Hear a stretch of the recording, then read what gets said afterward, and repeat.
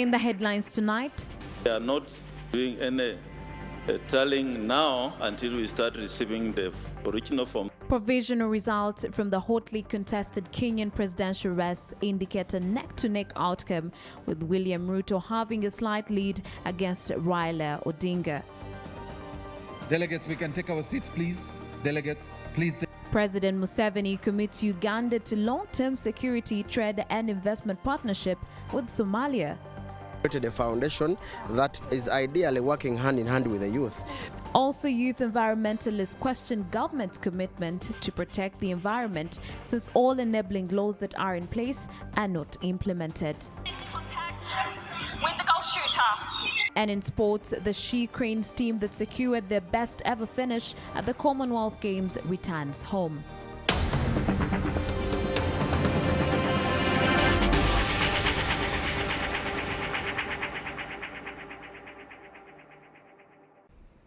Hello and welcome to CTV PM Edition. Today is the 10th of August 2022. My name is Agi Uwase with Isaac Luchamuzi on sign language.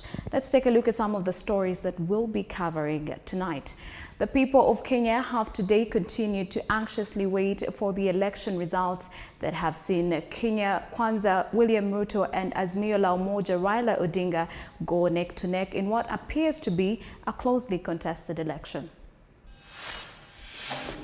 The people of Kenya have today continued to anxiously wait for the election results that have seen Kenya Kwanza's William Ruto and Azimio la Umoja's Raila Odinga go neck to neck in what appears to be closely contested election.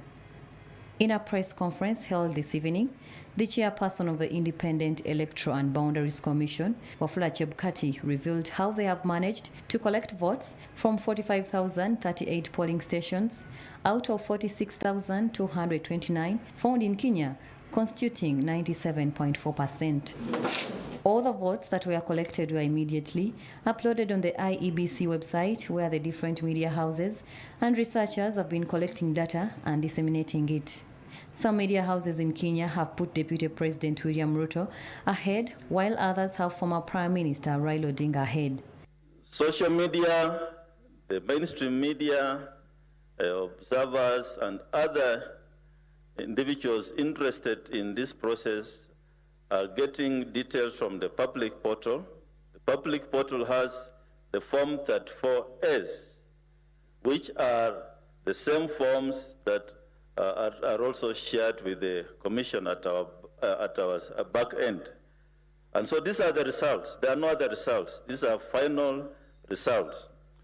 The IEBC chairperson, Wafula Chebukati, has urged Kenyans to remain patient for the announcement of the Commission instead of celebrating early when tallying has not yet been concluded. To get the original 34S and compare them against the image in the presence of presidential agents, some of them I see them in the room, and that we have to do because it's a legal requirement.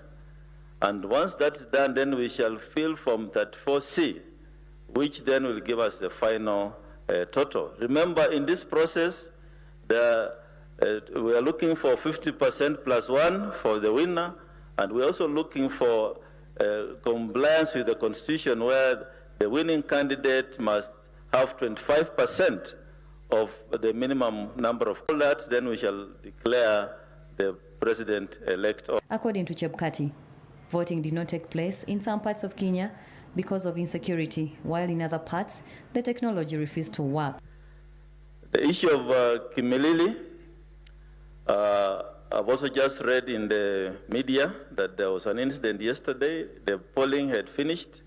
The counting will go on, the results will be announced, and the winners will be declared.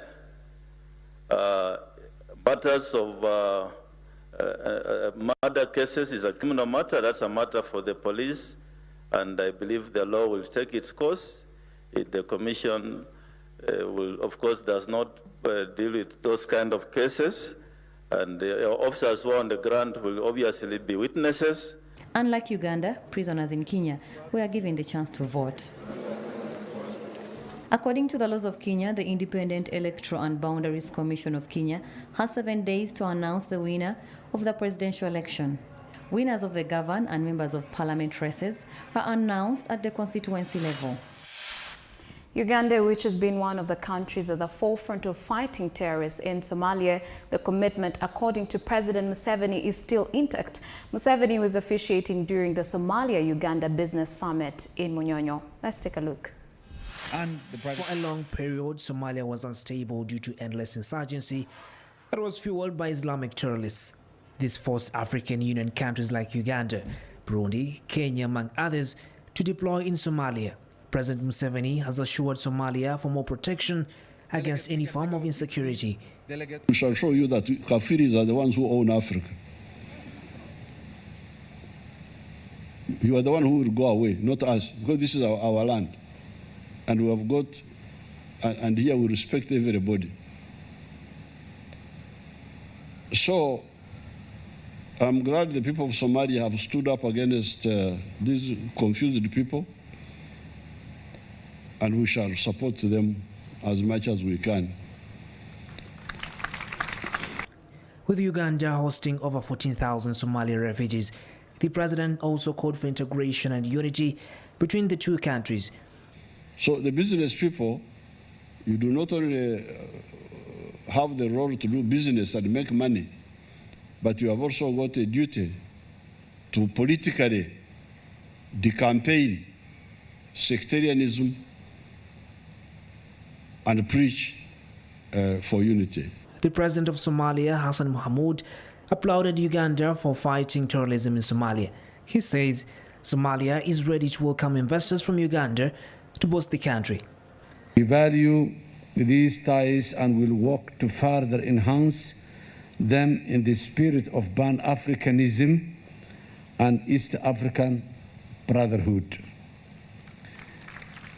In 2007, Uganda was the first country to respond to Somalia's call for deployment of peacekeeping troops.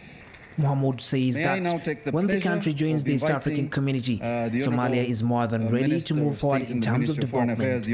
Somalia-Uganda Investment and Business Summit is crucial and timely, as it comes just a few weeks after I requested the East African community heads of state, with the presence of His Excellency President Museveni, to champion Somalia's bid to become the 80th member joining the East African community. During the summit, a memorandum of understanding to protect trade and investment was signed. Trade will mainly focus on sectors like pharmaceuticals, ICT, among others. Some items and issues that we feel need to be addressed by our both partner entity governments. The security assurance. Your Excellencies, I'm sure you agree with the well-known fact that capital is a coward. Both Uganda and Somalia also signed the Kampala Declaration and formed a joint business council for implementation. Different dignitaries are optimistic about the cooperation. The Joint Permanent Investment and Business Council that will help to identify opportunities between countries, but also make sure they follow up on the decision and recommendations of the JPC, but also of the business forum. We interest business people to come and have joint ventures with Islamic University in Uganda, but also we want to go into Somalia and start teaching centers and branches so that we are part of the development of the Federal Republic of Somalia. Safi, Mokili Baluku and Chris, Somalia Musimakula for CTV, PM Edition. Uganda Human Rights Commission has recommended the removal of controversial clauses from the Uganda Human Organ Donation and Transplant Bill of 2021. While presenting views on behalf of the Commission to the Health Committee, Shifra Lukwago said by retaining the controversial clauses in the bill, the commercialization of organ donation will be promoted contrary to the objectives of the draft law. Shifra Lukwago said by allowing lost earnings in the bill, it will promote the commercialization of organ donation contrary to the objectives of the bill. In order to protect persons from exploitation, the bill under Clause 86 prohibits commercial dealings in human material for transplantation. This means that monetary or any form of compensation for organs, tissues, or cells other than reimbursement of donation-related expenses is prohibited. The sale of one pair of organs such as eyes or kidney or a living donor for financial or other forms of compensation is also prohibited. The Commission further proposed for the amendment in the clause condemning human organ sellers to the life imprisonment, while blockers will be forced to pay fine of shillings 2 billion. Lukwago says the two categories of offenders should be sentenced to life imprisonment. The human body and its parts cannot be subjected to commercial transactions. The person who contravenes, that means someone who sells organs, and that their penalty is life imprisonment, and we are okay with that.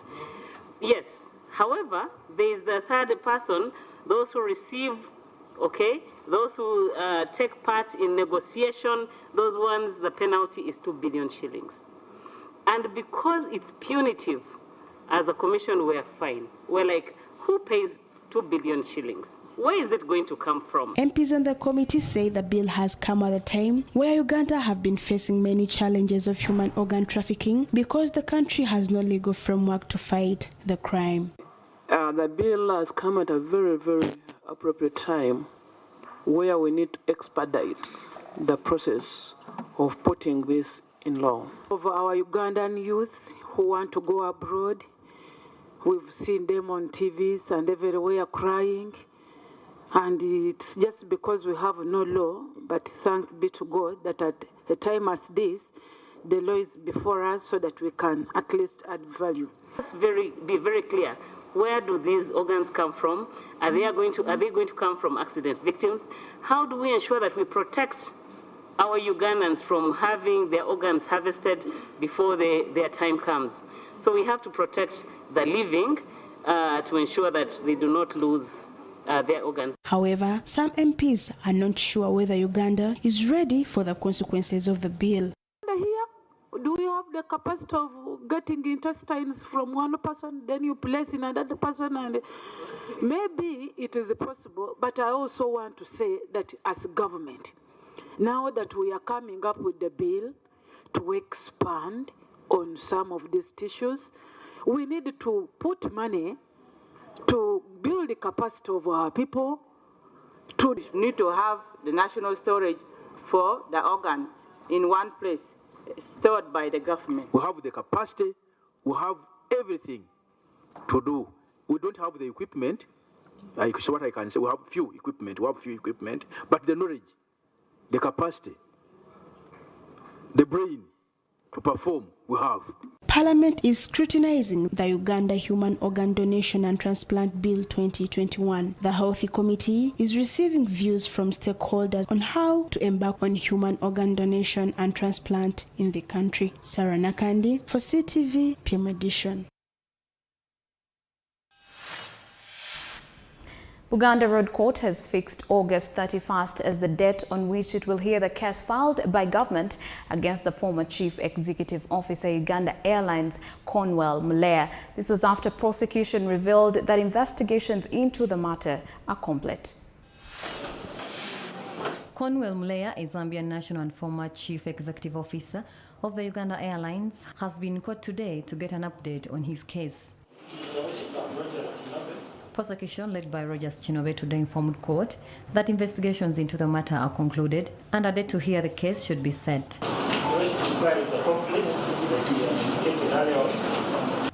Mulea's lawyer did not object to the request. Magistrate Fidelis Otwa fixed August 31st of when court will start hearing the case. The matter is fixed for hearing before the trial magistrate on the 31st August at 10 a.m.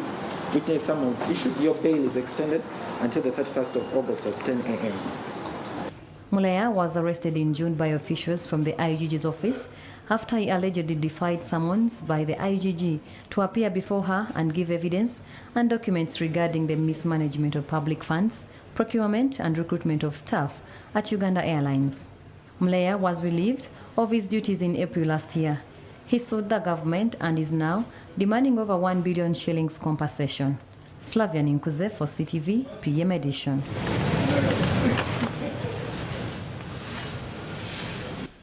PM Edition takes a short break, but we'll be right back with more stories. Do stay with us.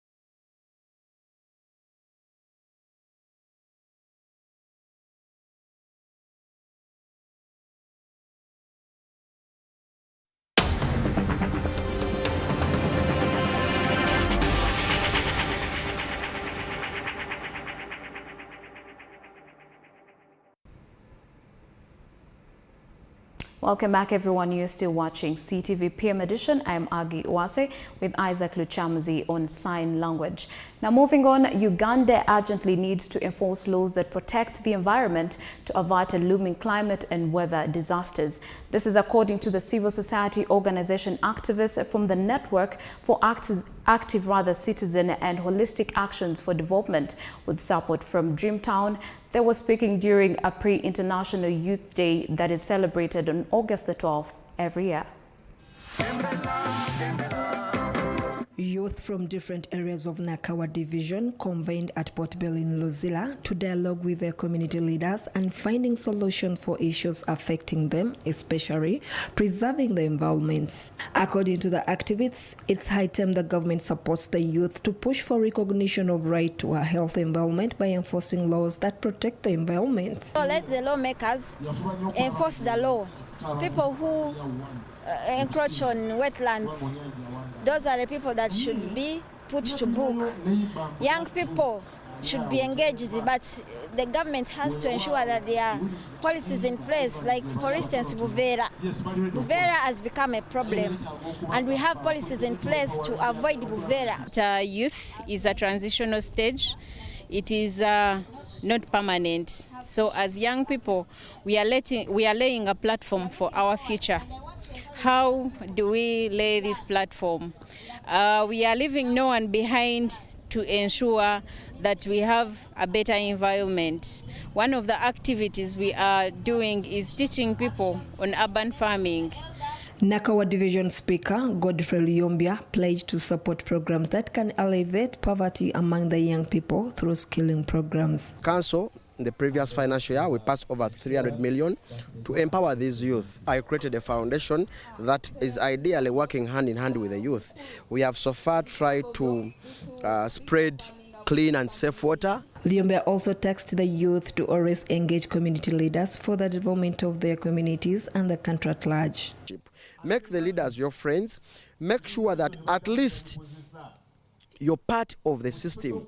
As the youth, we have a weakness of get misinformation, lacking information. Let us try to make sure that we do more research, we read books, such that we can be well equipped with the knowledge that can take on the leadership, because we, the youth, are the current leaders. Let us not just sit back, let us participate in all the activities that can pursue the agenda of the youth. Uganda is still doing badly as far as protecting natural resources is concerned, with factories and hotels being built in wetlands. The country has a number of laws that could be applied to protect the most treasured natural resources if enforced. Shamim Natebo Wetendo, CTV PM Edition. Now, over the years, the Uganda film industry has been progressing with so many players and stakeholders proving their capability and talent. The Uganda Academy Selection Committee has today called for submissions for film by Uganda filmmakers for the Best International Feature Film category in the Oscar Awards. Let's take a look. During a press briefing at the headquarters of the Uganda Communications Commission, Kagwa said producers from all over the country are eligible. The Uganda Communications Commission to launch a call for submissions to the Uganda Academy Selection Committee that will be providing an opportunity for Ugandan film producers to submit movies that can compete, have an opportunity to compete in the International Oscar Academy Awards. The producers, he said, should submit films that are suitable to meet both local and international standards.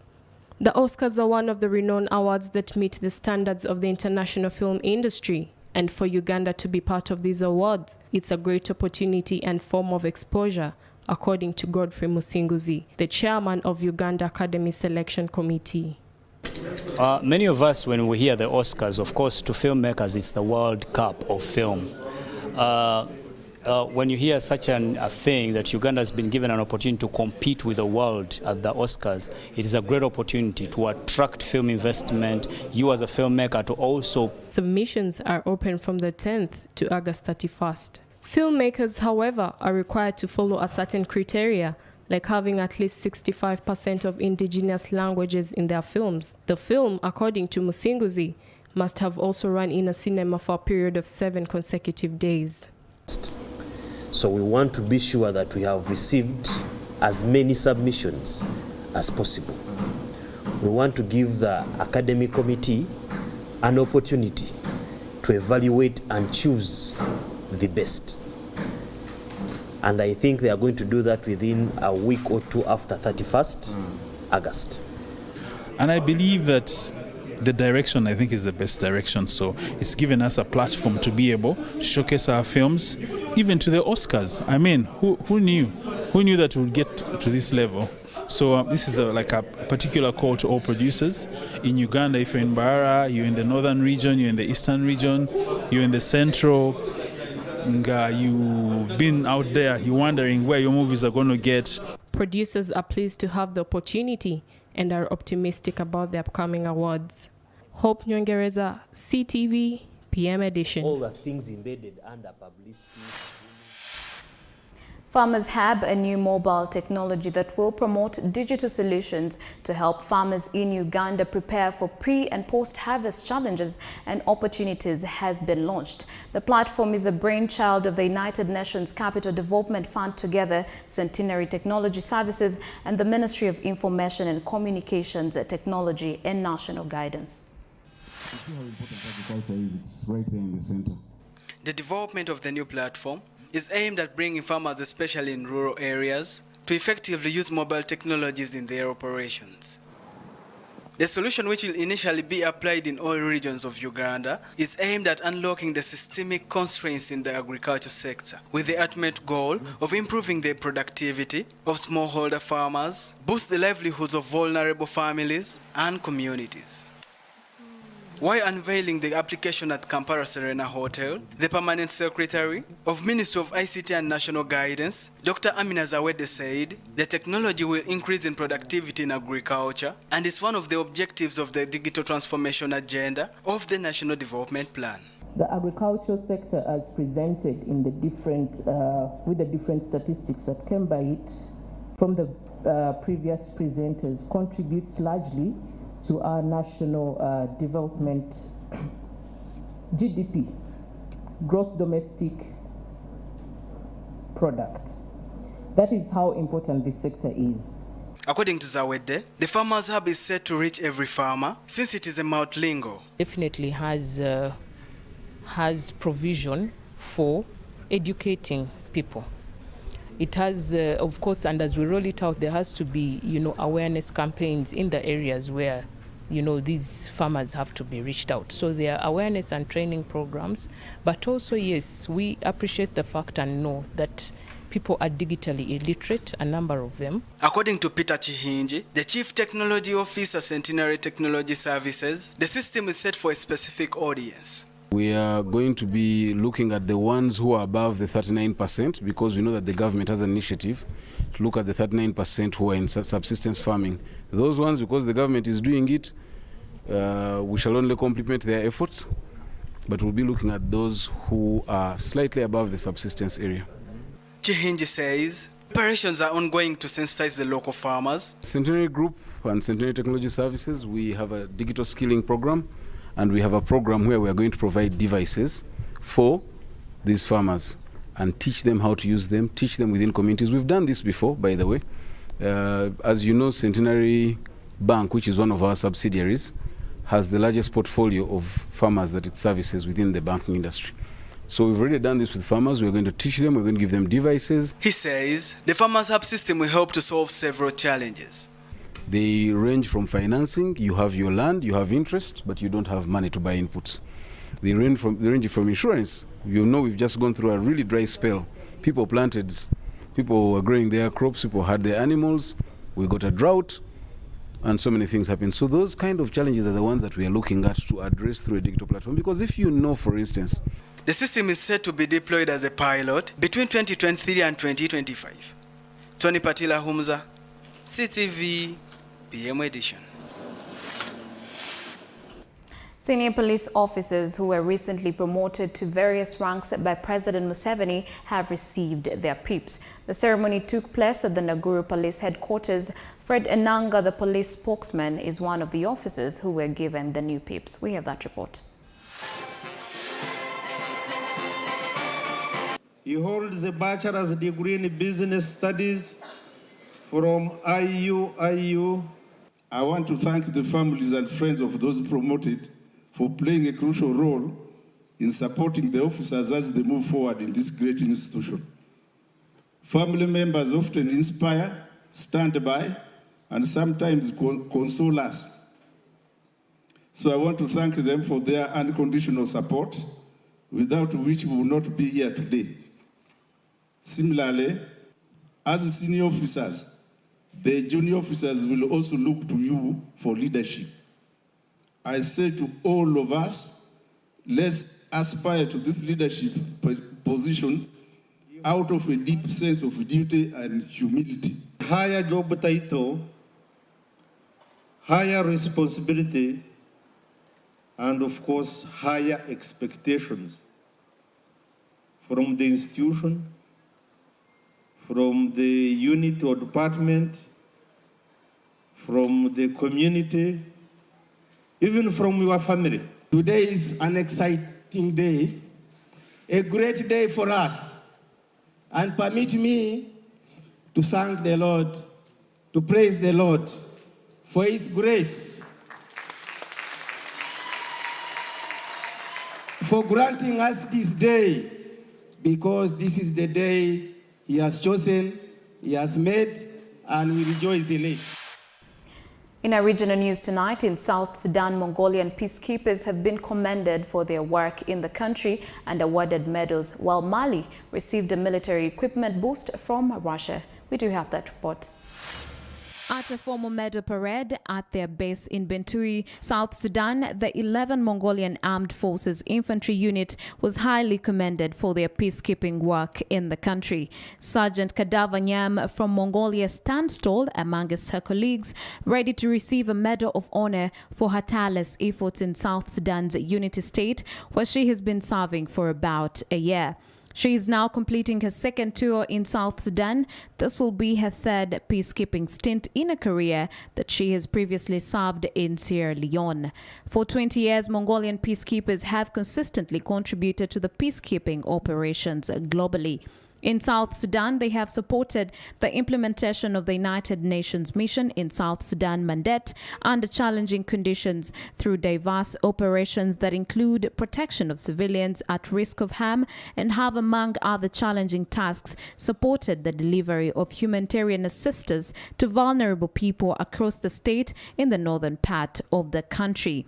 The contingent's large female participation was recognized. Sergeant Kadava Nyam is proud that the Mongolian military has made it a priority to deploy more female peacekeepers as their work within communities they deploy goes an extra mile. So far, close to 10,000 Mongolian peacekeepers, including 900 female personnel, have participated in peacekeeping efforts in South Sudan. Mali has received military equipment boost from Russia. During a ceremony, L-39 Sukhoi 25 jets as well as Mi-24P helicopter gunships were displayed. Defense Minister Sadio Kamara paid tribute to what he called Mali's win-win partnership with the Russian Federation. He said the new deliveries will strengthen the army's reconnaissance and attack capabilities as well. No information was disclosed about the conditions of acquiring the gunships. Previously, Russian armed deliveries made public this year were helicopters and surveillance radars as well as mobile radar systems. Mali has been battered by a jihadist campaign that began in the north of the country in 2012. It then spread to the south and insurgents reached Burkina Faso and Niger. Recently, Al-Qaeda terrorists have heaped pressure on Mali's military. In July, jihadi rebels attacked Mali Kati military base on the outskirts of the capital city Bamako, where the president of the transitional authorities resides. In our international news, an Israeli public transport firm has apologized after it was revealed that 50 Palestinian workers were forced to get off one of its buses, while Ukrainian President Zelensky says Ukraine war must end with the liberation of Crimea.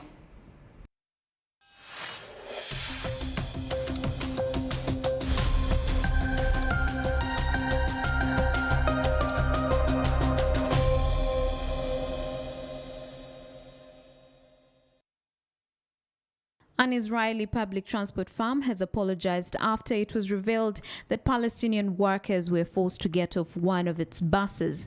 The incident happened in an ultra-Orthodox suburb of Tel Aviv after 3 Jewish passengers got on and refused to travel with Arabs on board. The bus firm Tenufa said one of them had posed as a transport ministry official and threatened the bus driver. Israeli and Palestinians use the bus to go to and from the West Bank. Under Israeli law, transport operators are not allowed to operate segregated services. More than 100,000 Palestinians in the West Bank have permits to cross into Israel and the West Bank settlements, where they are employed as gardeners or construction workers. The incident happened on Thursday last week on one of the company buses which travels from Tel Aviv Central Bus Station to the West Bank settlement of Ariel.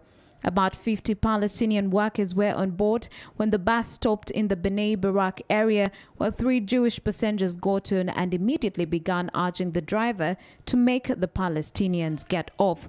Tenufa said the driver was new to the job and he had been intimidated by racist manipulation. It is said a passenger had impersonated as a transport ministry employee and falsely claimed that the ministry had ordered the removal of Palestinian passengers from the route. Ukrainian President Volodymyr Zelensky says the war in Ukraine began with Crimea and must end with its liberation. Ukraine's president was speaking after a string of explosions hit a Russian airbase, killing 1 person. Mr. Zelensky did not mention Tuesday's blast but said Crimea is Ukrainian and will never give it up. Russia's defense ministry said ammunition detonated at the base. Meanwhile, Ukraine denied any responsibility for the explosions. In a separate development, Ukrainian officials say 13 people were killed in an overnight Russian strikes in the central region and another one in the southern region. Crimea is intentionally recognized as part of Ukraine, but the Black Sea Peninsula was annexed by Russia in 2014 after a referendum which the global community sees as illegitimate. Many Ukrainians see this as the start of their war with Russia. On Tuesday, a series of explosions rocked the Saki military base in the west of Crimea as the seaside resorts are popular with Russian tourists. The Black Sea Fleet, which has been leading a blockade of the Ukrainian coastline, the airbase has been used by Russia to launch attacks on targets deep inside Ukraine.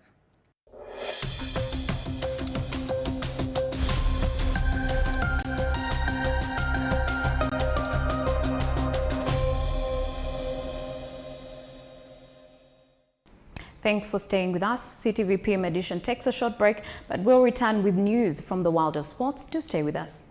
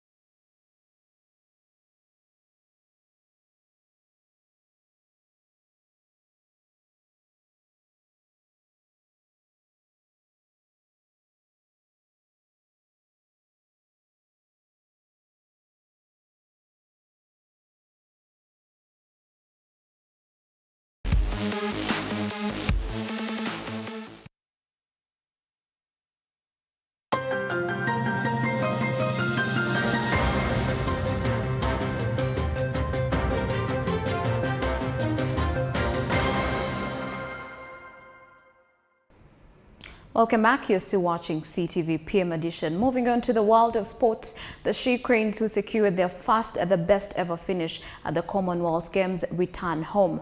They jetted in today in the morning. The women's national and netball team defeated South Africa to finish 5th at the just concluded Commonwealth Games in Birmingham. Contact with the goal shooter.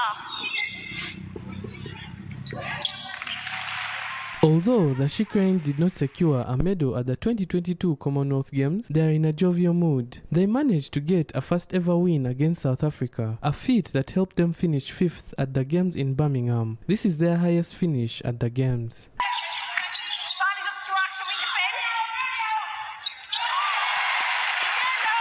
The She Cranes defeated South Africa 54-48 after displaying a resolute performance. Head coach Fred Mugera says although they did not meet their targets, he is happy that they performed better compared to the Gold Coast Games in 2018. The tournament in Birmingham was very good, and according to how we played, it's only unfortunate that we didn't meet our target because we had wanted to upset one of the big teams, but that couldn't happen. But all the same, it was good because we moved at least a step forward, because last time we participated in the tournament we were number 6, and this time we are number 5, so I think the tournament was successful to us. The win also sees the She Cranes replace South Africa as the highest ranked Netball Africa team, something that has shown that their dominance is steadily progressing. The president of the Uganda Netball Federation, Sarah Babide Chityo, calls upon the government to contribute for the team to push further up the world rankings. If our girls have been able to shine this much without any motivation, it's not that they had traveled before, that maybe they have been watching these games. No. They are just taught what to do, and they are told and motivated verbally without even saying. But imagine if we had such bigger tournaments here and our young children were watching them. You don't know what happened in the Commonwealth Games. You would see children having tickets coming to watch games one by one. The team had experienced players that participated in the Australia Games 4 years ago. These include Vice Captain John Nampungu, who put in a tremendous display at the Games in Birmingham. Nampungu says the team defied the odds based on their good display. As a person and as a team, we are very happy according to the good show we played on how we played in Birmingham. We had a good show. We exhibited a good game.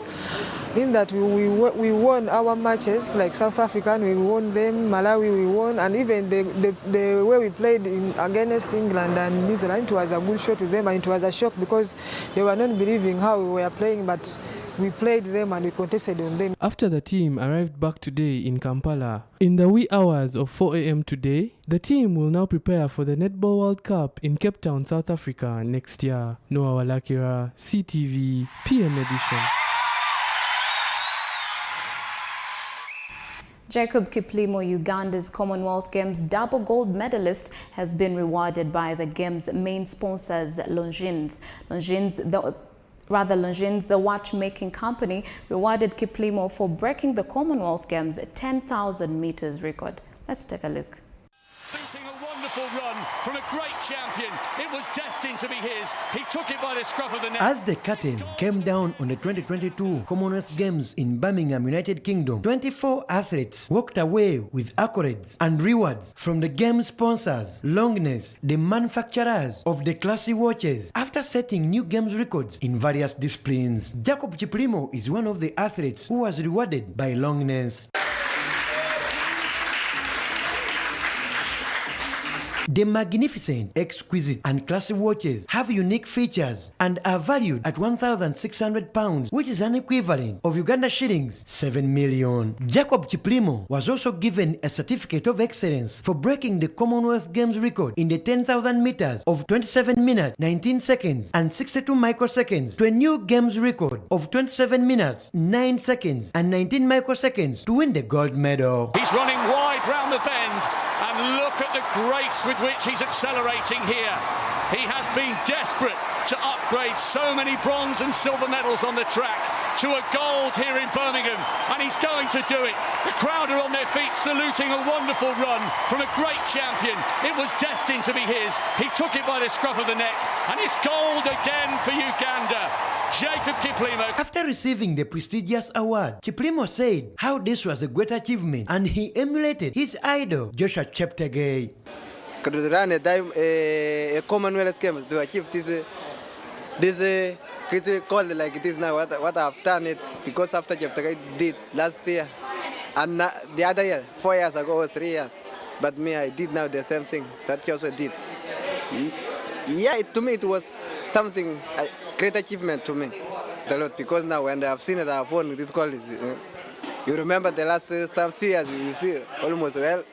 Uganda finished the games in 16th position among 72 countries that participated, picking up 5 medals at large. Kiplimo and the second group of Uganda team will leave England at 10 p.m. today aboard Turkish Airlines and are expected to land in the country at Entebbe International Airport on Thursday. Saika Yasin Sekalala, CTV PM edition. Career and crop for Kenya, and here comes Kiplimo for Uganda, digging in, driving on, and the yellow vest of Uganda passes the 2 red vests of Kenya, but no, they respond. Kip Career and crop, and Kiplimo takes it for Uganda. Double.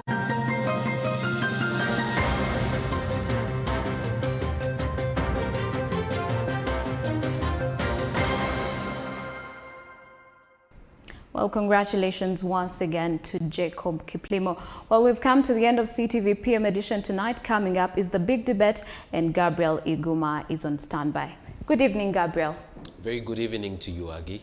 Well, what is the topic of discussion tonight? I'm sure if I gave you the opportunity to guess, you'd guess correct. Today we look at the Kenyan election, yes, as Kenya tries to find its 5th president. And what is your personal take according to what has been transpiring in this general election? Well, it's been quite interesting. Many lessons for Uganda. I'm sure you've seen the jokes going around because their internet is still on, you know, no tear gas. And well, it seems like there are many things we can learn from the democracy in Kenya. Oh yes, and in regard to the discussion at hand, what should the viewers expect tonight? Well, we have 2 analysts who bring 2 different perspectives to this issue. I'm sure you've seen, contradicting information. They will give us in-depth analysis on, how to look at where this election is going and lessons that we can pick as a country. Well, I can predict that this is going to be a very interesting discussion. We're looking forward to it. We do hope the best for you tonight. Thank you. Well, there you have it. All you have to do is keep watching CTV so that you get to know every detail in regard to the Kenya general election that transpired yesterday. That and more will be coming up in the big debate with Gabriel Iguma. But for now, thanks for watching CTV PM edition with me, Agi Uwase, and Isaac Luchamuzi on sign language. Have a good night.